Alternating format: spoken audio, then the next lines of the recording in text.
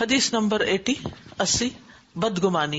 ان ابی ہریرہ یأثر عن النبی صلی اللہ علیہ وسلم قال ایاکم والظن فإن الظن اکذب الحدیث ولا تجسسوا ولا تحسسوا ولا تباغضوا وکونوا اخوانا.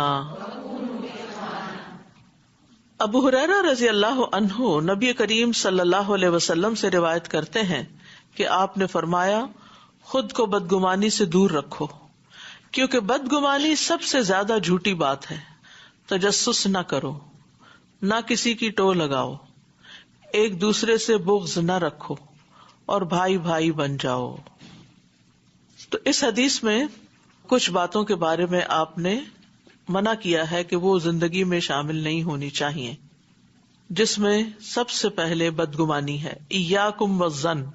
ظن کا یہاں مطلب یہ ہے کہ انسان اپنے بھائی کے بارے میں بری سوچ سوچے، برا گمان باندھے، یا اس پر کسی ایسی چیز کا الزام لگائے جو اس میں نہ ہو.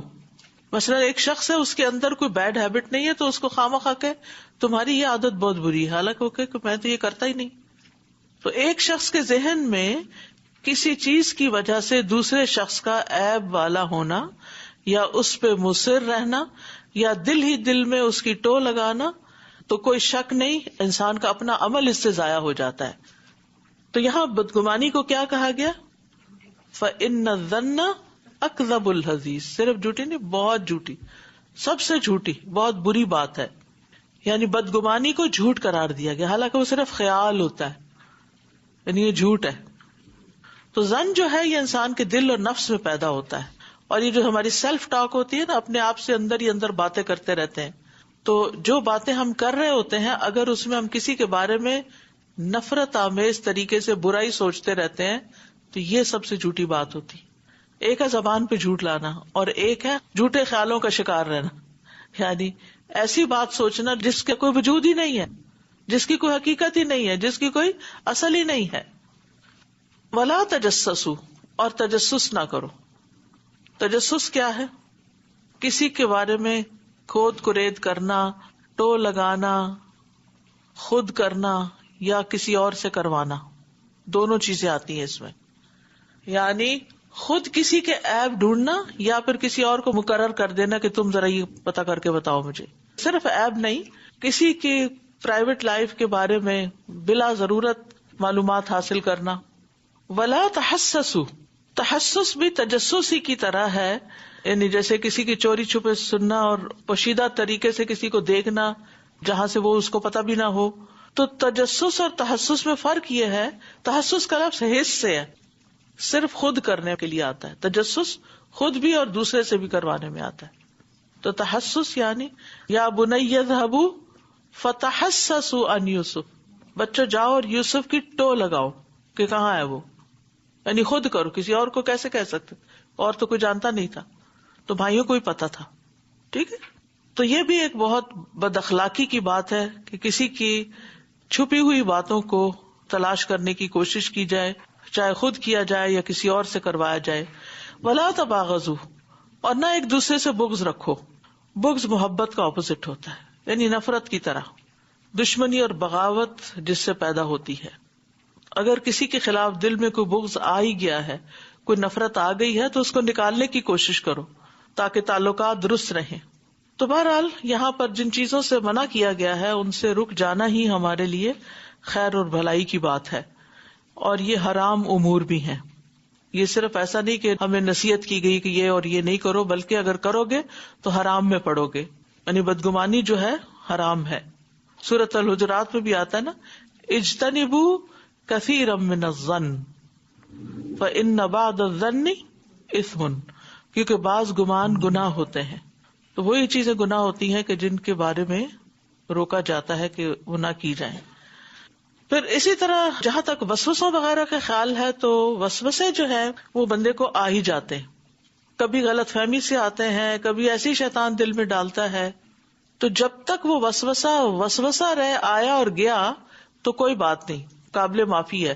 لیکن اگر وہ آپ کی زبان سے نکل آیا یا آپ نے اپنے دل میں اس کو بٹھا لیا اور اس کو سچ ہی سمجھ لیا تو پھر گناہ ہوگا. ابو ہریرہ رضی اللہ عنہ کہتے ہیں کہ رسول اللہ صلی اللہ علیہ وسلم نے فرمایا بلا شبہ اللہ نے میری امت کی ان باتوں سے درگزر فرمایا ہے جو وہ دل میں اپنے آپ سے کریں جب تک ان کو زبان پر نہ لائیں یا ان پر عمل نہ کریں. تو اگر زبان پہ آپ نہیں لاتے تو پھر کوئی حرج نہیں.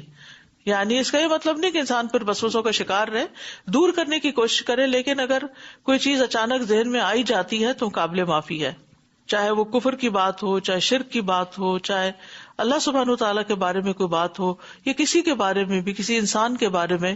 یعنی گمان تو انسان کے خیالات تو ہر جگہ اڑتے رہتے ہیں نا, ہر چیز کے, اور شیطان جب ان کو اڑاتا ہے تو پھر اس میں نیگیٹیوٹی شامل کر دیتا ہے. تو اس سے یہ بھی پتہ چلتا ہے کہ مطلقاً گمان کرنا منع نہیں, گمان تو انسان کرے گا ہی, لیکن بدگمانی منع ہے اور وہ گناہ ہے جس میں دوسرے کا برا چاہ رہا ہو انسان, اور پھر اس کے بعد زبان سے غیبت بھی شروع کر دے یا الزام تراشی شروع کر دے یا بہیویئر میں سختی لے آئے کسی کے ساتھ.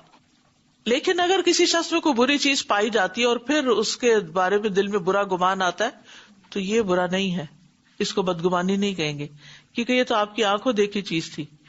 لیکن اگر آپ کے پاس کوئی حقیقی دلیل نہیں ہے تو پھر مومن کے بارے میں بدگمان ہونا حرام ہے. ابن عباس کہتے ہیں کہ رسول اللہ صلی اللہ علیہ وسلم نے کعبہ کی طرف دیکھا, پھر فرمایا اے گھر تجھے مرحبا, تو کتنا عظیم ہے, تیری حرمت کتنی عظیم ہے. لیکن ایک مومن کی حرمت اللہ کے ہاں تیری حرمت سے عظیم تر ہے. بے شک اللہ نے تیری ایک چیز حرام کی اور مومن کی 3 چیزیں حرام کی, اس کا خون, اس کا مال, اور یہ کہ اس کے بارے میں برا گمان کیا جائے, یہ بھی حرام کیا. کیونکہ اس کی وجہ یہ ہے کہ انسان پھر ایک دفعہ برا گمان کرتا ہے نا تو پھر ایک پہ نہیں رہتا, پھر وہ بڑھتا چلا جاتا ہے.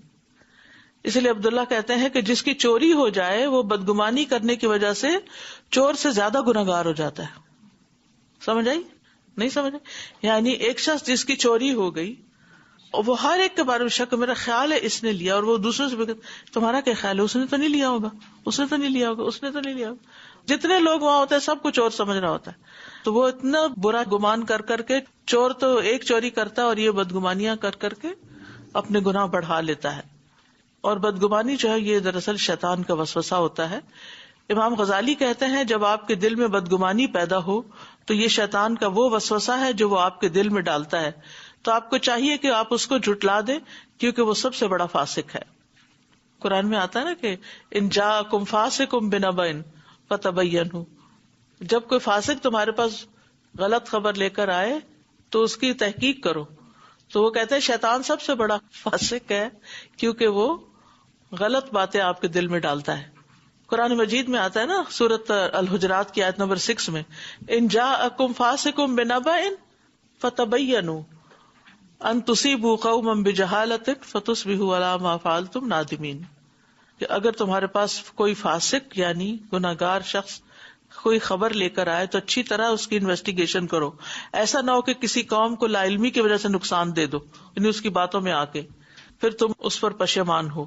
تو ابلیس کی تصدیق نہیں کرنی چاہیے, شیطان کی باتوں کو سچا نہیں سمجھنا چاہیے, اس کے برعکس بھی کوئی معاملہ ہو سکتا ہے. تو یہاں شیطان کو فاسق کہا گیا.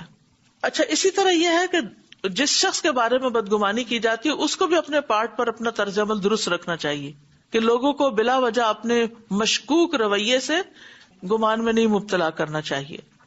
ابو عالیہ کہتے ہیں ہمیں حکم دیا گیا کہ ہم خادم کو مہر لگا کر دیں, خط پہ ناپ کر دیں, چیز گن کے دیں تاکہ ان کی عادت خراب نہ ہو, یا ہم میں سے کسی کو بدگمانی نہ ہو, کیونکہ پھر وہ اگر کوئی بھی کمی بیشی اس میں نظر آئی تو فوراً سوچو گے کہ اس نے چوری کی ہے, اس نے بغیر اجازت استعمال کری.